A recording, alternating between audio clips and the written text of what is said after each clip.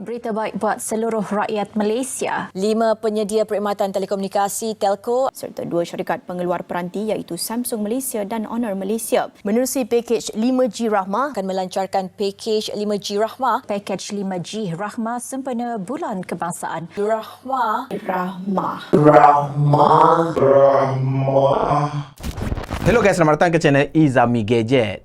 So guys, baru-baru ni kita punya Menteri Komunikasi dan juga Digital iaitu YB Fahmi Fadzil telah melancarkan satu pakej aku boleh katakan agak menarik, iaitu untuk merapatkan jurang komunikasi dan juga jurang digital antara semua rakyat Malaysia.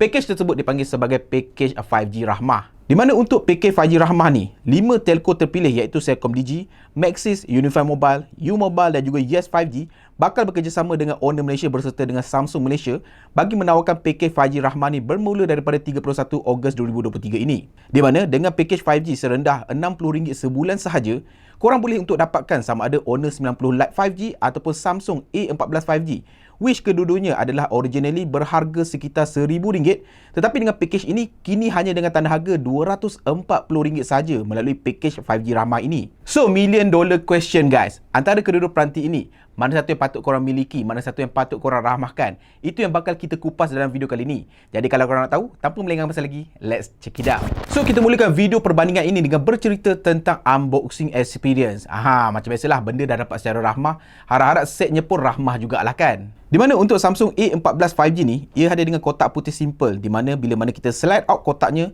di dalamnya terdapatnya Samsung A14 tersebut, kabel pengecasan jenis Type-C, dokumentasi dan juga SIM ejector tool sahaja.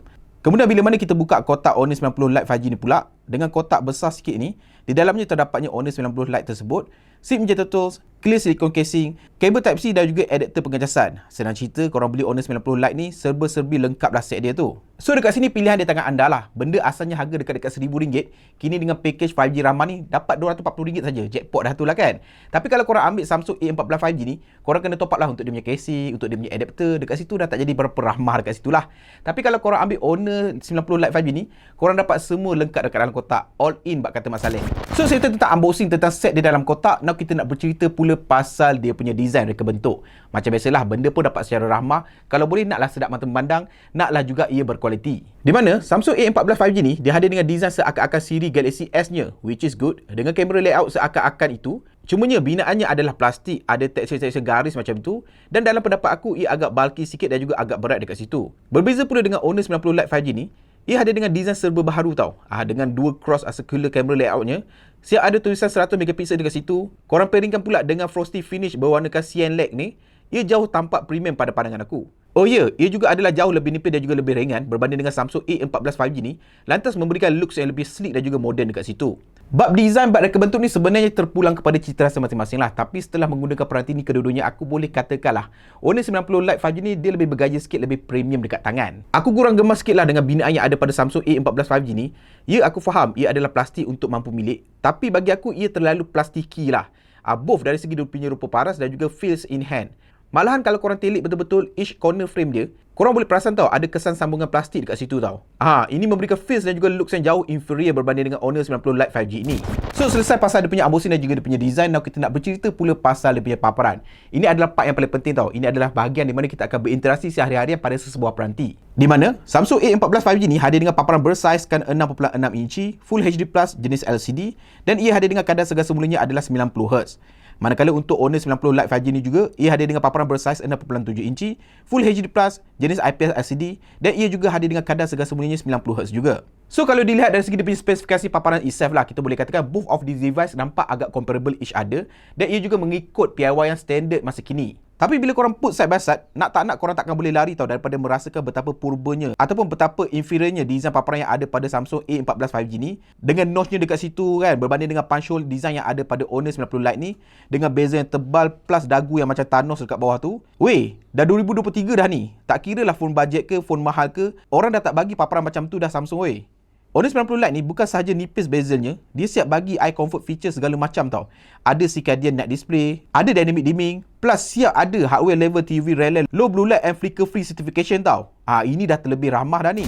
So selesai tentang dia punya unboxing, design dan juga dia punya paparan. Now kita nak bercerita tentang kamera, video sekali lah kan.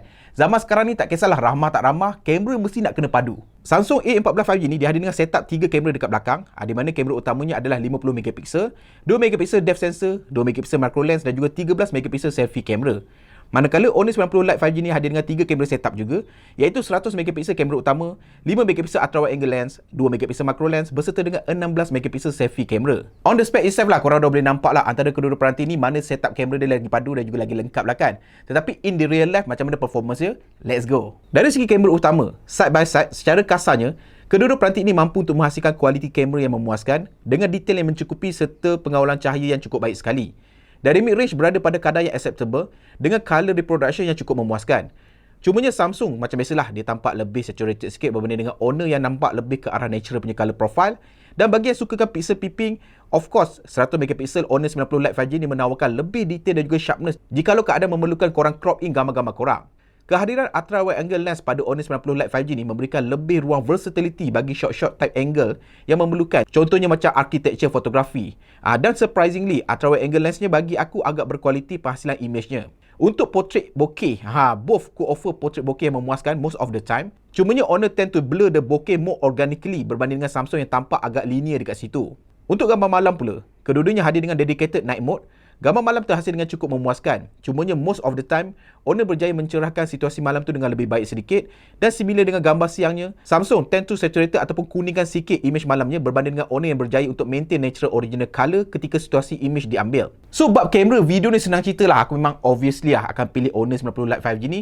Kamera setup ni lebih lengkap dengan features yang lebih pelbagai. Now, kita nak bercerita pula tentang prestasi, performance, di mana apa aku boleh katakan, kedua-dua peranti Rahman ni membawakan approach yang sedikit berbeza satu sama lain. Samsung A14 5G ni hadir dengan chip pemprosesan MediaTek Dimensity 700 dengan tetapan 6GB RAM berserta dengan 128GB internal storage.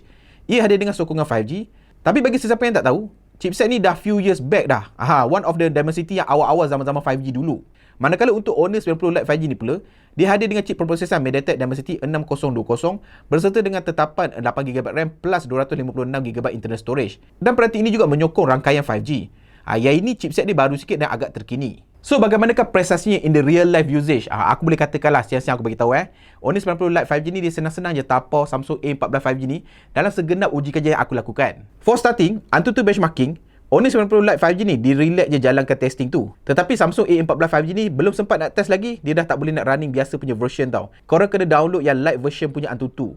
Ini selalunya terjadi pada phone-phone bawah RM500 tau pada pendapat aku. Gila betul lah.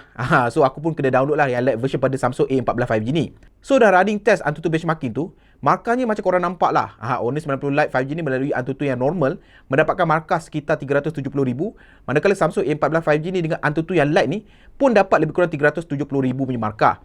Nampak sama kan? Tapi kalau korang runningkan AnTuTu Lite pada Honor 90 Lite 5G ni, korang akan dapati markahnya jauh lebih baik.